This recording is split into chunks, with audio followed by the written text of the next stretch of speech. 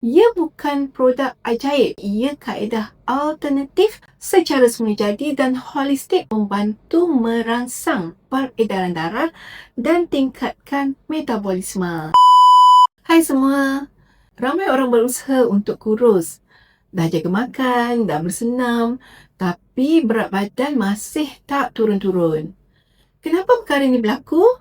Sebabnya perlansingan bukan sekadar soal diet ya.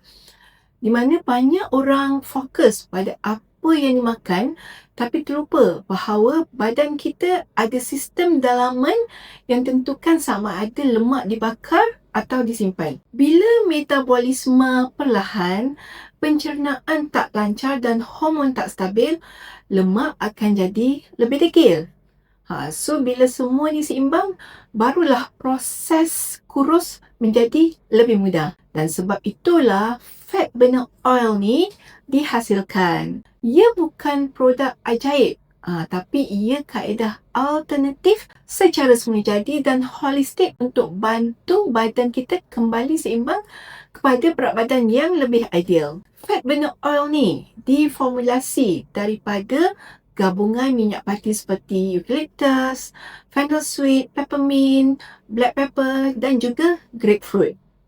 Apabila disapu dan diurut pada badan, minyak fat burner ni dia akan bekerja dengan membantu merangsang peredaran darah dan tingkatkan metabolisme. Minyak pati seperti peppermint dan fennel sweet ia boleh bantu untuk kurangkan perut kembung dan menyokong sistem pencernaan. Grapefruit dan black pepper juga bantu menyokong proses pembakaran lemak serta detoksifikasi melalui sistem limfa. Bagaimana cara penggunaan fat burner? Hanya sapu pada kawasan yang lemak seperti perut, punggung kita, paha dan juga lengan kita yang melebih ni lah. Sebaiknya kita sapu selepas mandi ataupun sebelum kita nak bersenam sebanyak 1 hingga 2 kali sehari. Perlu diingatkan, fat burner ni dia bukan jalan pintas ya, dan semua produk natural ni dia mengambil masa untuk bertindak.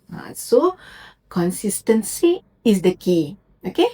FB oil ni dia akan lebih berkesan bila kita gabungkan dengan pemakanan yang seimbang, minum air yang mencukupi, tidur yang cukup dan gaya hidup yang aktif. So untuk maklumat lanjut atau cara penggunaan yang betul, anda boleh hubungi ambassador Greats kami.